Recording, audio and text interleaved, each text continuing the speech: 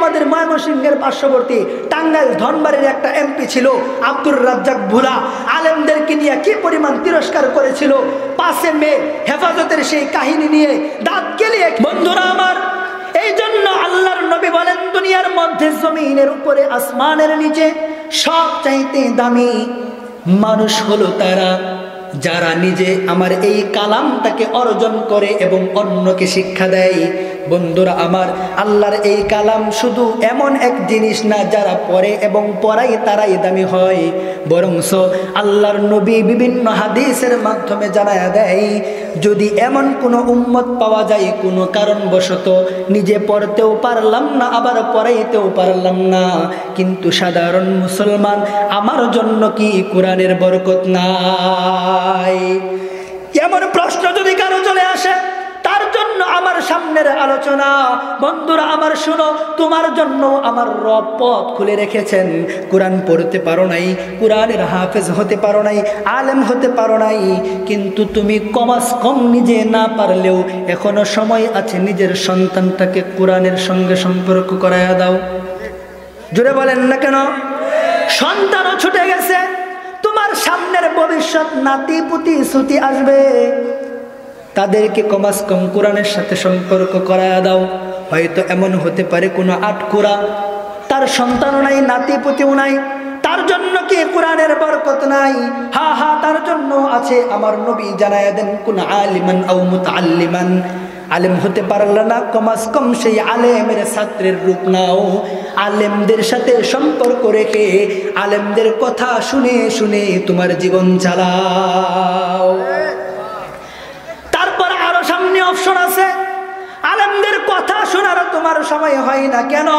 কারণ তুমি এমন এক ব্যক্তির অধীনে চাকরি করো যে তো তোমাকে আলেমের কাছে যেতে দিবে দূরের কথা, আলেমের নাম শুনলেই দেহে 150% পাওয়ার নিয়ে চুলকানি শুরু হয়। ঠিক কিনা বলেন? কিছু কিছু যুবক ভাই বিভিন্ন সেক্টরে চাকরি করে, মাঝে মধ্যে আমাদেরকে বলে, হুজুর মন চায় অনেক, কিন্তু আসতে চাই, কিন্তু কোনো মাহফিলের কথা বললে মাহাজন বিরাট খেপে যায়। আছে না নাই? কিছু মাহাজন এমন আছে, যদি বলি নামাজ পড়তে যাইব, আরে ধর রাখ নামাজ, তুই চাকরি করস, বেতন দেই না। এমন লোক আছে না নাই? কয় নাকি? আছে নাকি? খুঁজা দেখেন, ওই সব কি বেঈমান, হিন্দু, কাফের, মুশরিক? খুঁজলে বেশিরভাগই পাইবেন মুসলমান। কথা কি সত্য না মিথ্যা? একটু ঠিক কইলে না, একটু জোর পায়, এটা কিরম শুরু করছে? আচ্ছা বলেন, এটা দুঃখজনক বিষয় না? এই জন্য নবী বলেন, যদি আলেমদের কথা শোনার তোমার সুযোগ না হয়, তাহলে একটা কাজ করো, ওই যে দূরে বসে থাকো, মাঝে মধ্যে এই আলেম আর কোরআনের প্রতিষ্ঠান বা কোরআনওয়ালাদের জন্য তোমার উপার্জনের কিছু অংশ খরচ কইরা তুমি তাদের সাহায্যকারী হয়ে যাও। কি সুন্দর অপশন শরীয়তে মুহাম্মাদি সাল্লাল্লাহু আলাইহি সাল্লাম। নবী আবার বলেন, এই পর্যন্তই শেষ না, শোনো, সামনে আরো অপশন আছে।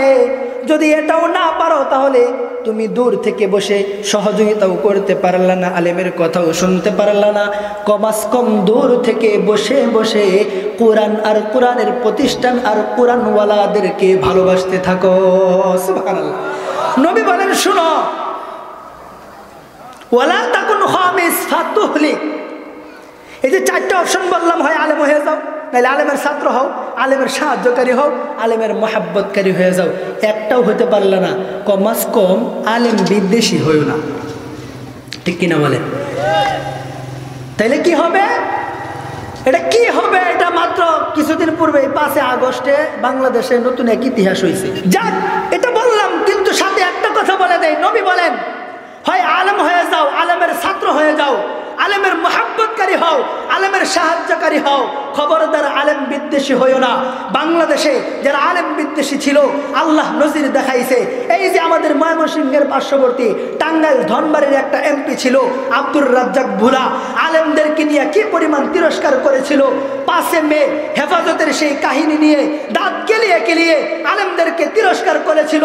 বিভিন্ন দলের নেতাদেরকে, আমার ভাইদেরকে বলতো, তোমরা যদি বেশ বাড়াবাড়ি করো, হেফাজতের 5 মের মতো অবস্থা হইব। আলহামদুলিল্লাহ, আল্লাহর কসম, আল্লাহ দেখাইছে, 5 মে নিয়ে তিরস্কার করছো, শাপলা চত্বর নিয়ে তিরস্কার করছো,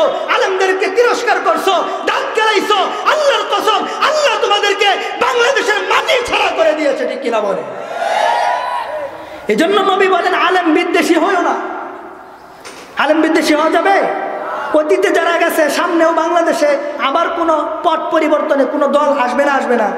কথা বলেন, আসবে না? আসবে না? তাহলে অতীতে যারা যা কাম করে ধরা খাইছে আর এই পরিমাণের লাঞ্ছনার শিকার হয়েছে, সামনে যারা আসবে তাদের সবক নেওয়ার দরকার আছে না নাই? কথা বলেন, আছে না নাই? তারাও যদি সেই আগের পথেই হাঁটে তাহলে সিলসিলা ওই একটাই, হয় ফেরাউন, না হয় কারুন, না হয় নমরুদ, না হয় আবু জাহেল, কারুন, হামান, এটাই তো ওই অবস্থা, নাকি বলেন? কিন্তু সংশোধন হয়ে গেলে ইজ্জত আল্লাহ বাড়ায় দিবে, ঠিক কিনা বলেন?